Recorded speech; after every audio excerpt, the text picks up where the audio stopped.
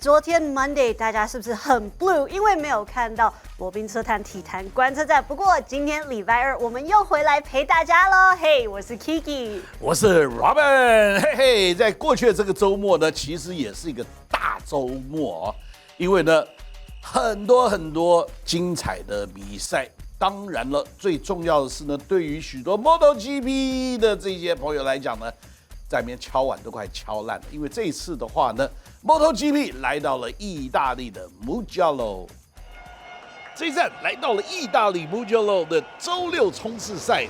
哇，我们看到呢 ，Rossi 来到了 Luca Marini 的 pit 里面来替他打气。冲刺赛登灭起跑，起跑之后呢，看到 Red Bull 的 Binder 跟 Alex Marquez 太过亲热了吧？Marquez 累残去了 ，Binder 这是没事继续啊。89号的 Jorge Martin 超越了 MM93，Martin 领先了。但是在这个时候呢，开始落水喽，下雨了，白旗出现了。澳洲的 Jack Miller 跟 MM93 两个人擦碰了。Francesco Bagnaia 从后面超越了 Martin， 领先了。Binder 被罚了一个 long lap 长圈，而 Marco Bezzecchi 这一位 Rossi 的低系的车手也超过了 Martin， 拿下了 P2。Prima Pramac 车队的 Martin 跟5号的 Zarco 队友相残，结果冲刺赛是由 Ducati 车队的 Bagnaia 拿下胜利。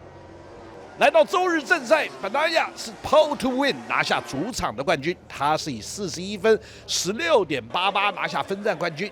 Jorge Martin 第二 ，Johann Zarco 则是以第三站上了颁奖台。而Bagnaia的这一胜也让自己在 MotoGP 积分榜上面以131分领先 ，Bezzecchi 的110分让他自己排在第二。周日的正赛登灭起跑 ，Marc Marquez 第一个转倒啊！呀，Alex Marquez 呢超越了 Luca Marini， 但是之后呢 ，Alex Marquez 也无独有偶的转倒喽。Johann Zarco 超越了 Marini， 最终还是由甘为起跑的 Bagnaia Pole to Win。接着来看看 Moto2 登灭起跑，才到了 T1 就看到有3位车手转倒了。Sam Lowe 也跟着累残了，而最终是由 Pedro Acosta 拿下了分站冠军。接下来我们来看 Moto3 登灭起跑，第一个冲线的是 Daniel Holgado， 他拿下了分站的冠军。MotoGP 在 Mugello 的 Sprint Race，Francesco Bagnaia 是以19分41.183拿下 Sprint Race 的冠军，而 Marco Bezzecchi 慢他0.369秒拿下第二 ，Jorge Martin 拿下第三。MotoGP 意大利站后 ，Marco Bezzecchi 以41分16.863秒拿下这一次的分站冠军，而 Jorge Martin 拿下第二，他的队友 Johann Zarco 拿下第三。车手积分方面 ，MotoGP Mugello 过后呢 ，Francesco Bagnaia 目前呢是以131分维持领先的位置 ，Marco Bezzecchi 110分排在第二，而 Jorge Martin 107分排在第三。MotoGP 下一站即将来到德国的 Sachsenring， 这是在6月16到18号。哇，看完了精彩的 MotoGP 之后呢？这个周末呢也是非常具有历史性的哦，因为呢大家非常喜欢的 Le Mans 24小时呢庆祝他们第100周年了。我们来看一下在 Sark 的比赛。在 Le Mans 24小时耐久赛缺席了50年的 Ferrari， 一回来就在这赛事100年庆中击败了强大的 Toyota Gazoo Racing。Ferrari 上一次参加 Le Mans 是在1973年，但今年参与 Hypercar 级别重返 Circuit de la Salle。Hypercar 级别允许来自美国 IMSA Le Mans Daytona Hypercar 的车辆参赛，同时也给了一个诱因，让汽车制造商在 WEC 展现他们技术研发的成果。Ferrari 参赛的战略，出动2辆车挑战世界耐力锦标赛。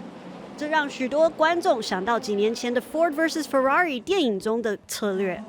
在电影中是专注在 Ford 在1963年面临董事会与赛事压力的情节，但是结束了 Ferrari 在 Le Mans 的统治。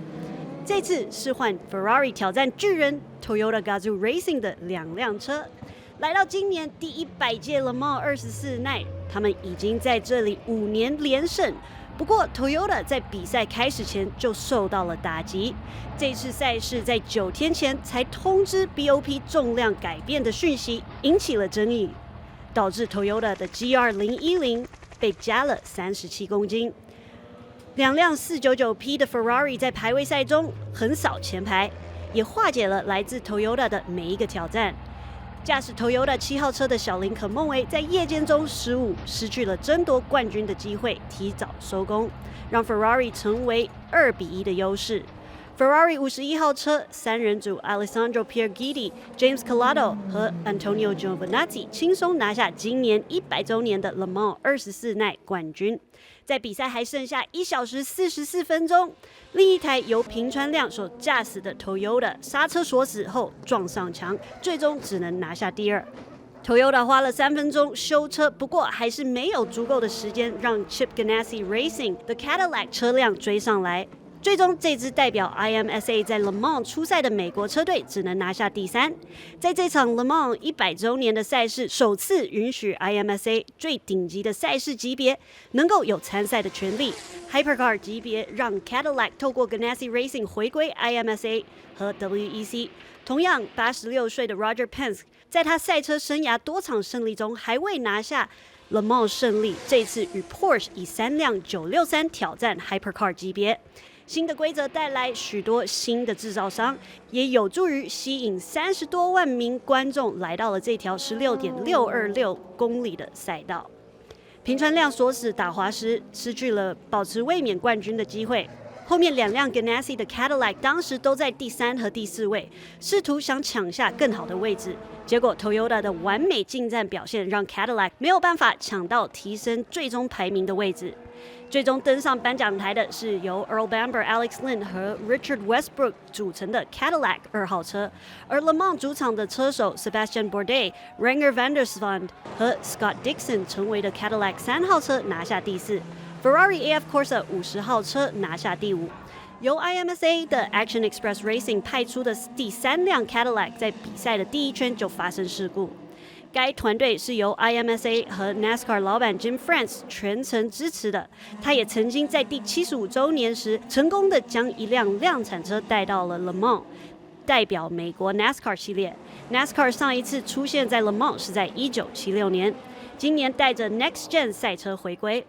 Garage 56的赛车由 Hendrick Motorsports、Chevrolet 和 Goodyear 合作参赛，后者是 NASCAR 75年历史以来获胜最多的车队，包括制造商和轮胎供应商。这辆24号 Camaro 独树一帜，跑他自己的组别，最初的目的只是完赛并展示 NASCAR。但这台由7届 NASCAR 冠军 Jimmy Johnson、F1 世界冠军 Jenson Button 以及 Le Mans 冠军 Mike Rockenfeller 驾驶的 NASCAR Camaro 表现得相当出色，一度似乎即将领先 GT Amateur 组的21辆车。可惜在比赛剩下5小时，刹车开始有问题。后来这辆 Camaro 又遇到变速箱问题，需要更换。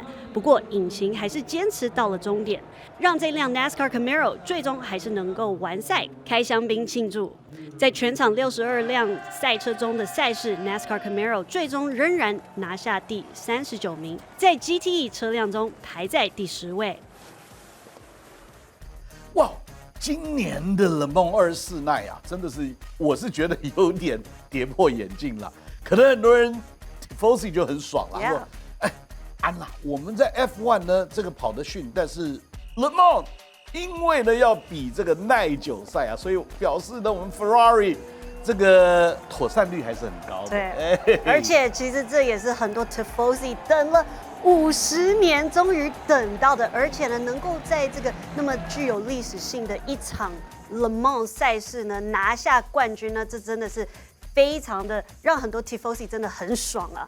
尤其是呢，其实这让我想到，因为这几年呢 ，Toyota Gazoo Racing 呢在 WEC 呢一直都是非常强势的，非常厉害的。对，其实在这个时候呢，也看到赛车的精神真的还是非常感动的，因为虽然大家都看到 Toyota， 大家都是在竞争的，不过后来我们还是看到各车队呢，他们都还是替这个 Toyota 整个车队都非常的难过，而且还去鼓励他们、安慰他们，因为再怎么样，24小时的赛事，这真的是很伟大的一个比赛。其实我真的觉得，你知道，所有的比赛里面呢，耐久赛是最艰辛的，因为怎么样呢？你到了后来的话，你会进入到一个 zone， 就是你进到那个 zone 的时候，几乎你已经不是靠脑子思考，其实你就是 muscle reaction， 你的这个那个叫肌肉记忆。其实到后来就这样。但是我觉得冷梦最棒的是什么呢？晚上，而且你假使真的是在现场看的话，你可以看到啊，在那些弯道里面，然后呢，这个刹车碟真的好漂亮。其实你知道，在网上面搜一搜的话，最漂亮的那些照片都是夜间的。对，所以呢，其实我们今年呢这几年都看到呢，Toyota Gazoo Racing 他们很努力的一直在这个车辆方面研发，所以呢，在这几年的 WEC 呢都表现得非常好。那今年看到 Ferrari 在这个情况下呢，能够在他们回归的第一年呢，打败了 Toyota， 这也是让大家非常的惊讶。那当然呢，我们在2021年呢看到了呢，这个 WEC 的赛规呢，从这个 Le Mans Prototype 改成 Le Mans Hypercar 的时候呢，也看到呢更多不同的车辆的参与，这包括了呢美国的这些各车队啊，也可以参加，因为他们这个 Hypercar 的车辆呢，可以来参加 WEC 的赛事，所以呢，我们在今年的赛事也看到呢，很多美国的车队也表现得非常好。其实你知道吗？在未来，我觉得有一支车队，或者有一个国家的车队是不容小觑的，那就是呢，这个左岸他们的电动车 Hybrid 那些发展的非常的好，所以 I wouldn't be surprised， 你知道吗？我觉得体育就是体育啦，赛车就是赛车啦。Anyway， 咱们今天的节目时间好像又到了，对不对？我已经看到有人在那边画圈圈，画到简直是不知道要画成什么样子，对不对啊？对。所以，不要走开哦。我们接下来呢，还有咱们的马丁，对不对 ？Yes。要出场了。对，所以别错过哦。广告过后还有更多的体坛观测站。